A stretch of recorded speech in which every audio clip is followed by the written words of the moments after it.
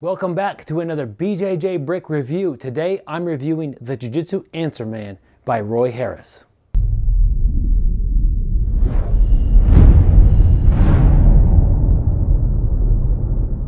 Okay, today we're reviewing The Jiu-Jitsu Answer Man by Roy Harris. If you're asking yourself, who is Roy Harris?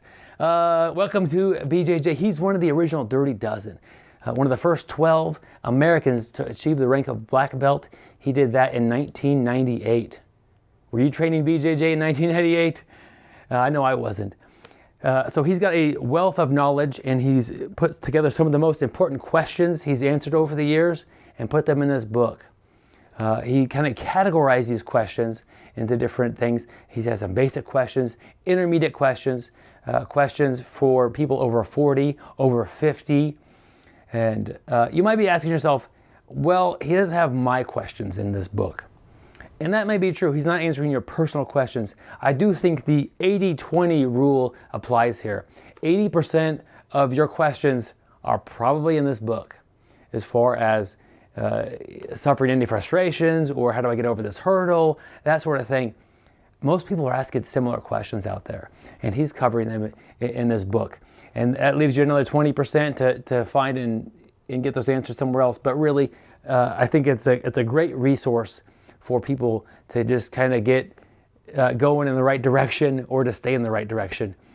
Now he has all these questions, and also with the questions, he has articles. He's published, and he's got well thought out ideas, and he puts them in articles. And so they kind of coincide with the chapters as far as the categories, basic, intermediate, the age categories, and he'll put articles with those. Absolutely, you could read this book all the way through. You might skim the basic stuff if that's where you are. Even if you're intermediate or advanced, I think the whole book will have a lot of value for you. I'm a black belt, and as I was reading through this, I was learning stuff from each of the questions. He has a very interesting way to break down his thought process, and he has really good imagery with his examples. I think that really helps a lot with communicating some jiu-jitsu ideas to us through a book. Now, is this right for you? A lot of times on these reviews, I say, well, you're really blue belt and above, or, this is a fairly basic thing I'm reviewing. I do think this is pretty much has something for everybody in this book.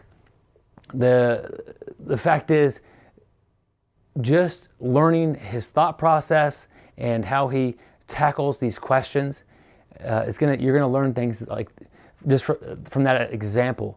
He's a note taker. He can tell you exactly how many seminars he's taught. He can tell you how many different martial arts he's trained accurately into the number. He's just a very analytical person.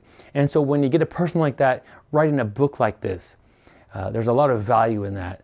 And I think it's really for everybody. If you could read this book and not get something out of it, I'd be surprised. I think that's more on you as far as not having an open mind as you read it. But there's a lot of stuff in here. I'll cover a little bit of the basic stuff. I'll thumb through the beginning. He's got questions for the basic, kind of the beginner's level. What should I focus on as a white belt? What do I do if I'm stuck in a rut? What are some good exercises for jiu-jitsu? How did he know? I mean, there's a whole bunch more here, but how did he know that these are questions we were asking as new people?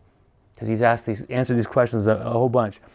He's got some articles on here for the beginners. What makes a good instructor? That's a question we all ask when we're trying to find an instructor. How to quantify your grappling experience. That's something that I think has helped him write a book like this. Intermediate questions, I'll give you a couple of examples. What does the word timing mean? I think this is something we could all learn from quite a bit. Is there a guard someone should develop? Am I wasting my time in this particular guard? That sort of thing. A couple articles from the intermediate section. Effectiveness, efficiency, and playfulness. Those are all things that you kind of change the level of as you train, and there are definitely benefits to doing that. And another article he has for that category, control from the mount position. So you're getting advice about like social aspects, picking the right instructor, and then you're getting actual technical advice about the mount in a very logical, thought-out way. He does a great job of explaining things. The over 40 and 50 category, one of the questions is, being older, how does it feel to spar with somebody that's half your age? And that's a big one. You know, you have to get in the right mind frame to spar with somebody who's twice as strong as you, way faster, and they don't get tired. Those are some hurdles that we have to get over. He does have a miscellaneous category. These are some pretty fun questions he answers here. What are some things you enjoy teaching? I think that's an interesting question just from, I wouldn't have thought to ask that. You know, as an instructor, what do you enjoy teaching? You know, as students, we know what we like to learn, but from the other perspective, I think that's an interesting thing to think about. Who have been your best training partners and why is another question in the miscellaneous category. And he really goes into what makes a good training partner. And I think we don't think about this very often. Who are your best training partners? Are they the ones with the most competitive roles, the ones you had the most fun with, the people with the good attitudes?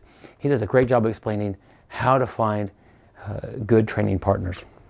There's a lot of stuff on here. He covers Jiu-Jitsu for law enforcement. He's got chapter 5. He has 11 stories that are just kind of, after being in martial arts for so long, and he does a lot of other martial arts other than Jiu-Jitsu, but after being in the industry for so long, he's got some crazy stories. And he's got 11 of them in this book. And they're a couple pages long typically, each one. And it's like as you're reading it, I can't believe this happened to him. And it's just kind of a surprising thing. And they're just kind of an enjoyable thing to read about. So I kind of covered the basics. If you're into Jiu-Jitsu, this is not a technique book.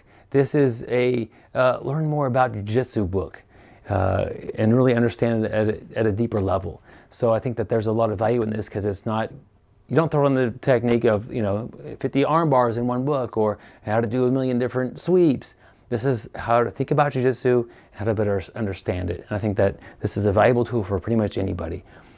He's got a lot of stuff online. You could read a little bit about that as well. I'll put a link to his website in the show notes and also put a link to get the book, non-affiliate link, and check it out. I recommend it. He did a great job. Thank you, Roy Harris, for a valuable tool for learning and developing our Jiu-Jitsu.